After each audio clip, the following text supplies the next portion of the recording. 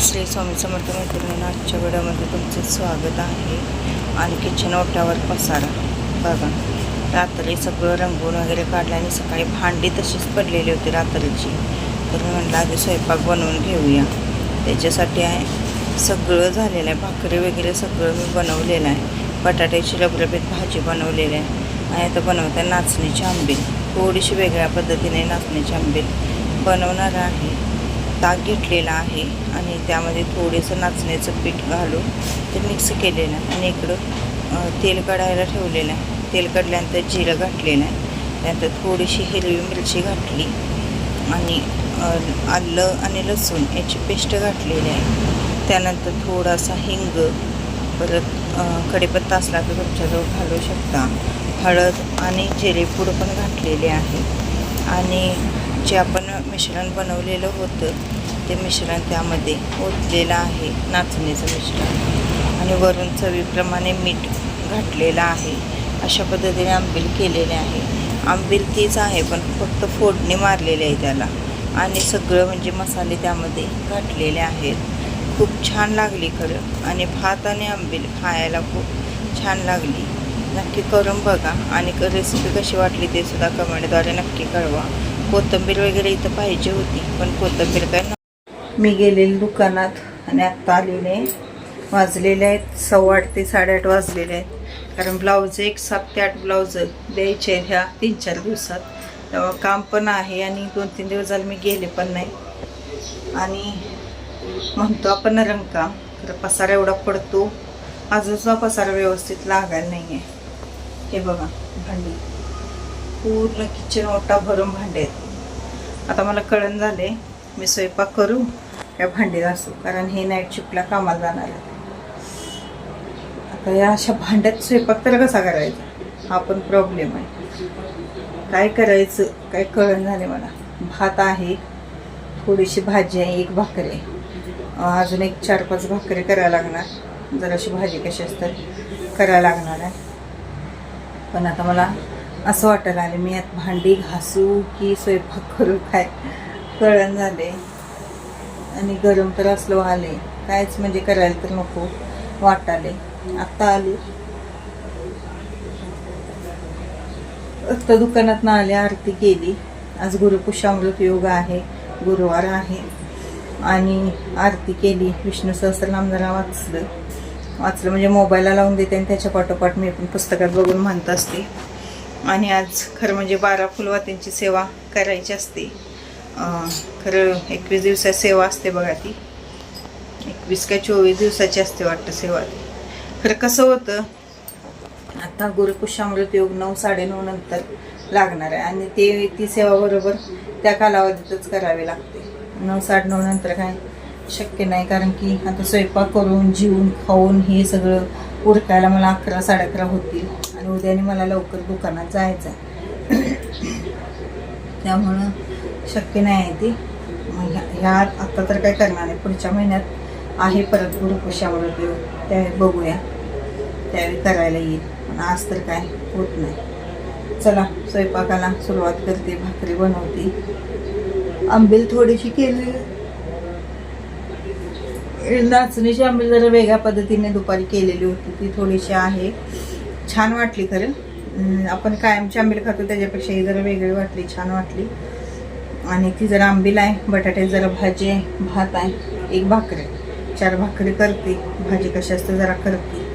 आणि भांडे एकटाक घासून टाकणार. मला पसारा बघून डोकं दुखायला लागले. गॅस कट्ट्यावरचं कसं तर व्हायला लागले. कसा किचन ओटा झालाय बघा. रंगकाम बाकी सगळं स्वच्छ झालं. हे निघणं सकाळपासून, कारण आज कपडे पण जास्त होते. आज बेडशीट वगैरे सगळं मी ना धुवून टाकलं. कारण काय बाय त्याच्यावर नेऊन काल ठेवलेलं ते घाण झालेलं. बेडशीट ते कवर होते सगळं, ते सगळं काढलं. ते बाहेरचं पण सगळं स्वच्छ केलं. मग कपडे पण आज जास्त होते.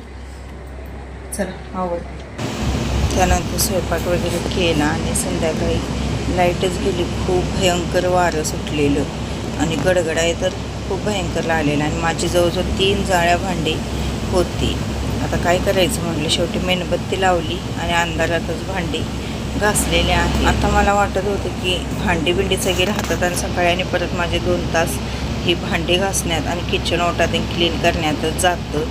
तर तसं काही केलंच नाही मी. काय पण होऊ दे म्हटलं, स्त्रीला म्हटलं तू जरा मोबाईल धर.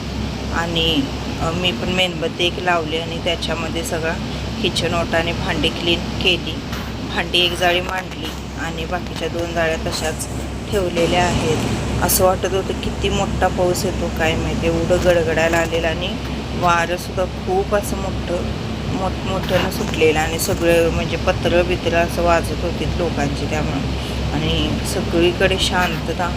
असं वाटायला आलेलं की काय खरं नाही, आता लई मोठा पाऊस येते असं वाटत होतं. पण पाऊस तर काय आलाच नाही. थोडा वेळ असं वातावरण झालं आणि नंतरनं सगळं शांत झालं. मी अंधारात अशा पद्धतीने किचन ओटा आणि संध्याकाळची साफसफाई केलेली आहे. खरं अंधारातसुद्धा खूप छान वाटतं. जवळजवळ तास 1.5 तास लाईट गेली.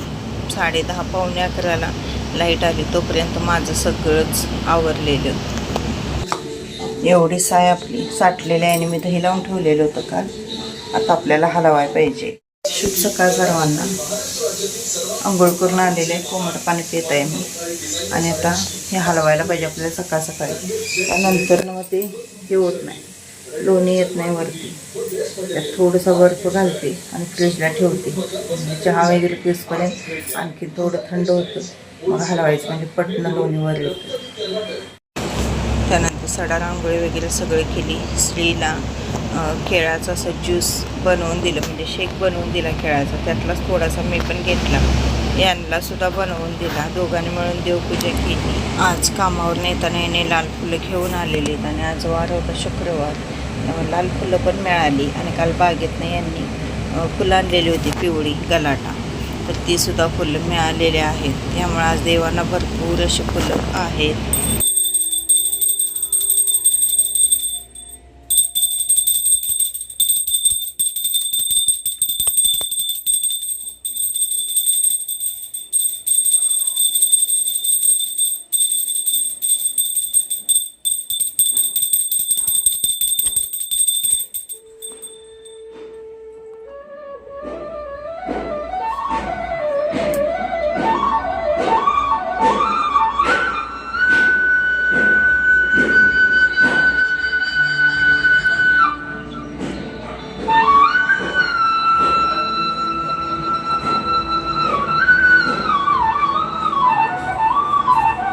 मैत्रिणींनो, आपण मसूर डाळीचा सुद्धा फेस पॅक खूप छान होतो बघा. म्हणजे चेहऱ्यावर ज्या सुरकुत्या असतात किंवा जे काळपट डाग असतात ते निघून जातात मसूर डाळीमुळे पण. आणि जास्त काही साहित्य पण त्याला लागत नाही.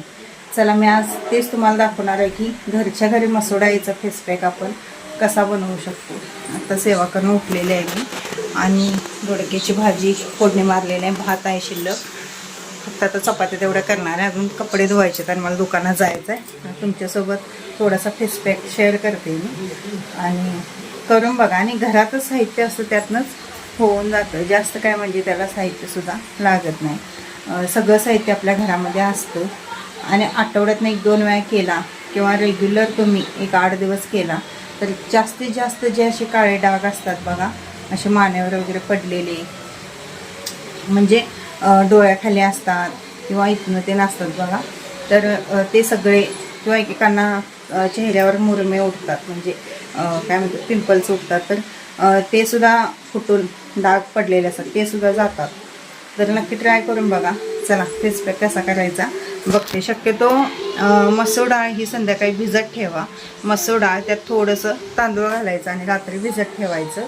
आता मी काही भिजत घालाय नाही आहे, कच्च्या मसूर डाळीचंच तुम्हाला पॅक बनवून दाखवणार आहे. हे पहा, मसूर डाळ खूप उपयोगी आहे, चेहऱ्यासाठी तर खूप उपयोगी आहे ही. मी तांदूळ घालणार नाही, आता नुसता डाळीचं दाखवते. अनेकदा करते त्यावेळी रात्री भिजत घालून त्यावेळी दाखवेन मी तुम्हाला तो पॅक. आता हा पॅक मी वाळल्या डाळीचंच करून दाखवते तुम्हाला.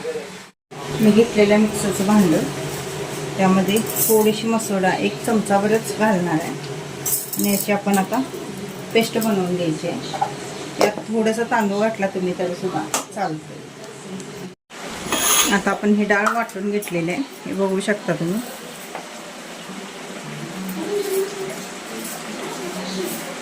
अशी पूड करून ठेवला तुम्ही तरीसुद्धा चालतं, पण लागेल त्यावेळी मग आपण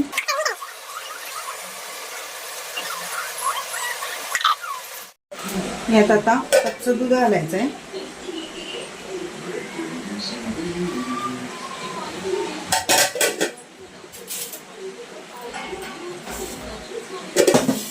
बेसन पीठ पण यामध्ये घालू शकता, पण मी माझं नाही आहे त्यामुळे घालणार नाही. आणि हळद घालायची आहे.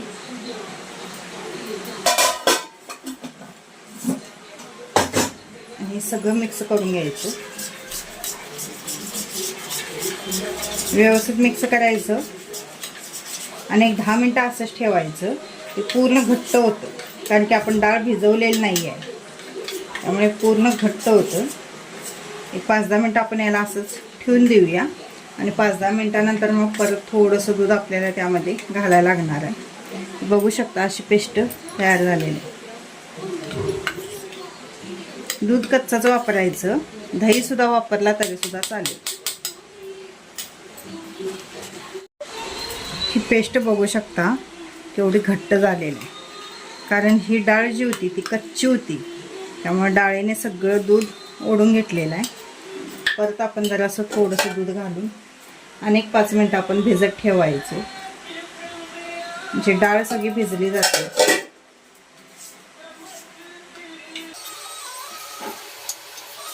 हा असं पॅक तयार केलं आहे. आणि 5 मिनटं आपण याला भिजत ठेवूया.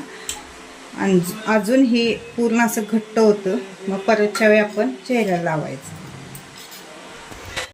यात थोडंसं आपण ॲलोवेरा जेल घालणार आहे.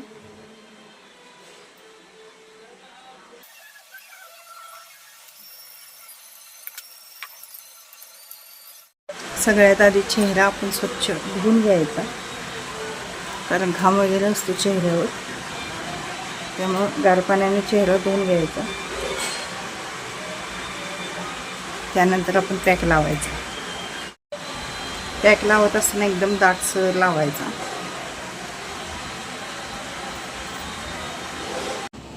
पॅक लावत असताना मी इथं हाताने लावलेलं आहे. तुम्ही इथं ब्रशचा वापर केला तरीसुद्धा चालेल. आणि मसूर डाळ आणखीन थोडीशी बारीक याची फाईन पेस्ट बनवायची. माझी थोडीशी इथं भरड अशी राहिलेली आहे, त्यामुळे तो लेप व्यवस्थित बसला नाही. थोडासा मसाज पण करायचा. सगळ्यात बेस्ट उपाय म्हणजे रात्री झोपताना मसूर डाळ भिजत घालणे आणि सकाळी पेस्ट बनवणे.